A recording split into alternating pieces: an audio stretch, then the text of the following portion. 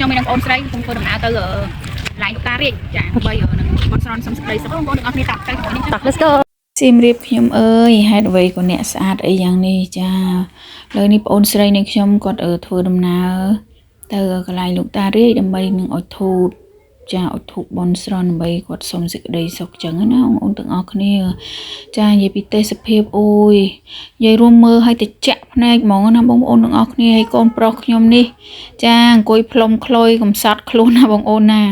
ចាឥឡូវបងអូនស្រីនៃខ្ញុំគាត់ចុះទៅថតរូបឲ្យបងអូនចា